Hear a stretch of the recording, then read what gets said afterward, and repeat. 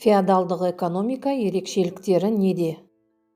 Орта ғасырлардың негізгі белгісінің бірі жерге жеке феодалдық меншіктің орнауы. Феод атауы жерге мұрагерлік иелік ету деген латынша ұғымды білдіреді. Бұл жердің иесін феодал деп атаған. Феодализмнің мәні жер кімнің иелігінде болса, биліктің де соның қолында болуы. 17 ғасырдағы француз тілінің түсіндірме сөздігінде феодализмге берілген тұңғыш анықтамада феодтың иесіне берілетін заңдық құқықтардың жиынтығы деп сипатталған. Феодалдық құрылыстың негізгі белгілері Батыс Еуропа елдерінде 9 бен 10 ғасырларда қалыптасты. Оның ең басты белгісі жердің негізгі табыс пен байлық көзіне айналуы. Король мен ақсүйек шонжарлар бірте-бірте ірі жер иеленушілерге айналды. Сыйға берілген жер феод, ал ол үлестің иесі феодал деп аталды. Феодалдар жерді онда өмір сүретін мыңдаған шаруалармен қоса иемденді.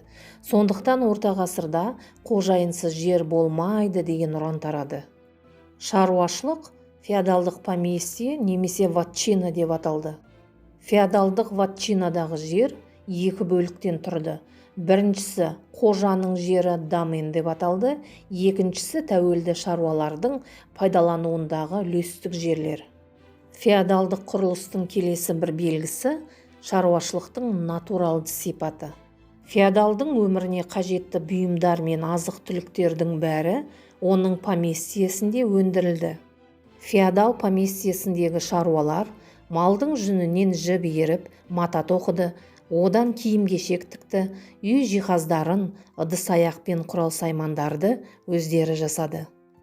Натуралды шаруашылық жағдайында жеке феодалдық иеліктер арасындағы экономикалық және саяси байланыстар өте мардымсыз болды. Феодалдық иеліктер өзінше тәуелсіз мемлекет іспетті болды.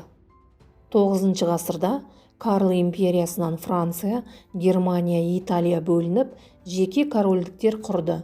Олардың әрқайсысы көптеген иеліктерге бөлінді. Көптеген феодалдардың жер көлемі король иелігінен де асып түсті.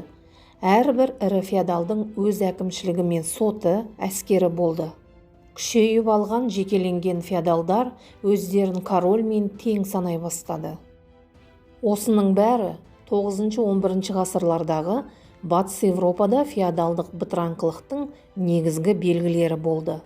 Бытыраңқылық кезінде феодалдар үнемі өзара қырқысу соғыстарын жүргізіп отырды. Олардың мақсаты бай көршісін тұтқындап, құн талап ету, тонаушылық пен олжа табу. Бұл соғыстарды тоқтатуға шіркеу барынша күш жұмсады. Шіркеу Христостың туған күні Пасха мейрамы кезінде соғысты күнә деп жариялады. Өзара соғыстарды тоқтатуға корольдер де мүдделі болды.